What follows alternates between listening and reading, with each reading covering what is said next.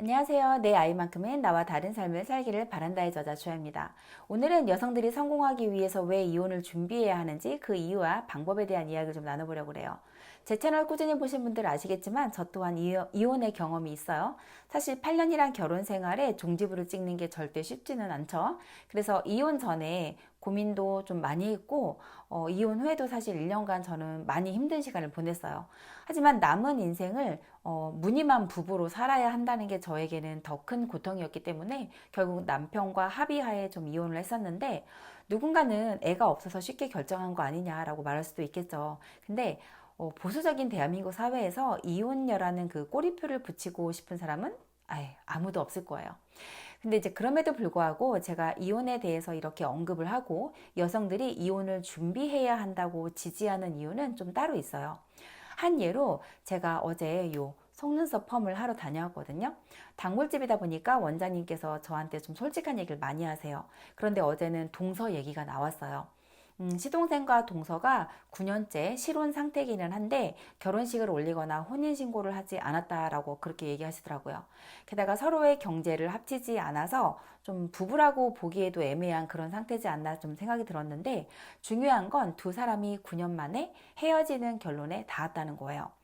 뭐 맞지 않으면 그럴 수도 있겠죠. 그런데 동서는 본인이 이혼할 수도 있다는 그 시나리오를 전혀 생각해 본 적이 없다는 게 진짜 문제였어요.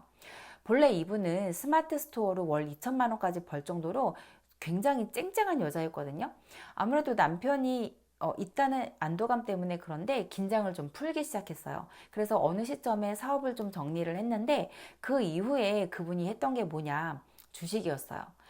제가 따르는 멘토인 그랜트 카도는 투자에도 단계가 있다고 늘 강조하거든요. 첫 번째는 내 머리에 투자예요. 즉 나를 업그레이드하기 위한 교육에 좀 많이 투자를 하는 거죠. 이건 투자의 기재 워렌 버핏도 늘 강조하는 부분이기도 해요.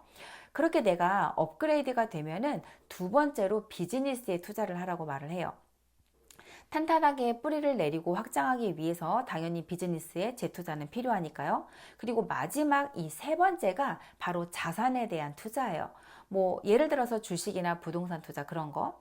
그런데 안타깝게도 대부분의 사람들은 요 순서를 지키질 않아요. 즉 본인의 능력을 최상으로 끌어올리는 데는 투자를 하지 않고 그냥 사업에 돈을 쏟아붓거나 아니면 투자에다가 이렇게 돈을 쏟아붓는 거죠. 그럼 결과가 어떻게 될까요? 내 능력이 아닌 운에만 내 인생을 맡길 수밖에 없게 돼요. 이 여성분도 벌어놓은 돈을 다 주식에 퍼부었거든요. 결국 엄청난 손실을 입었어요. 게다가 좀 아니다 싶으면 좀 손을 떼고 나와야 되는데 그걸 못하고 계속 늘어지다 보니까 빚까지 생긴 거예요. 이렇게 인생의 나락으로 떨어지는 시점에 남편이 이별을 통보했고, 이분은 하루아침에 모든 걸 잃은 상태가 돼버리는 거죠. 여기서 또 어이없는 건 그 남편이 굉장히 훌륭한 최고의 남편이냐? 제가 1년간 들은 내용에 의하면 또 전혀 그렇진 않아요.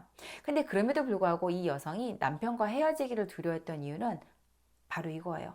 경제적인 이유. 본인이 홀로서기를 할 자신이 없어서 그냥 막 버티고만 있던 거죠. 저는 이혼을 겪는 수많은 여성들의 상담을 해줬거든요.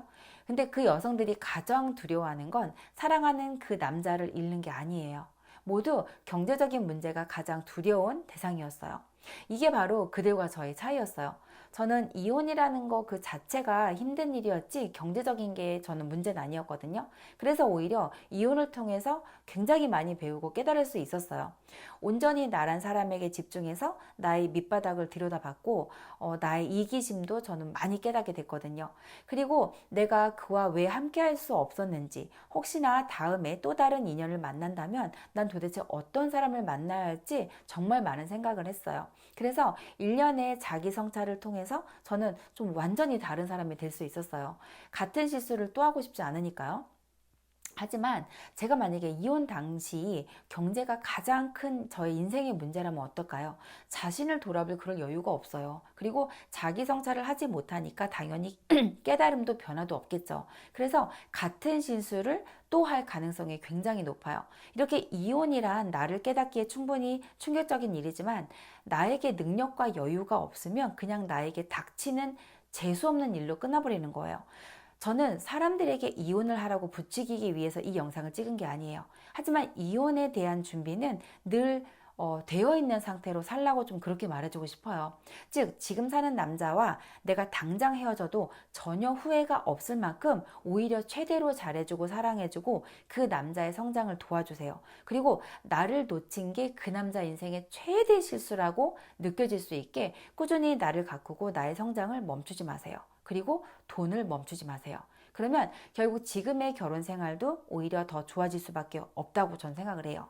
게다가 혹시 이혼을 하더라도 그걸 계기로 나의 또 다른 인생을 살 수 있는 그런 계기로 발판 삼을 수 있겠죠. 결국 이혼을 준비하는 마음으로 사는 게 이혼을 하든 안 하든 무조건 이득이라는 것만 꼭 기억하시면 좋겠어요.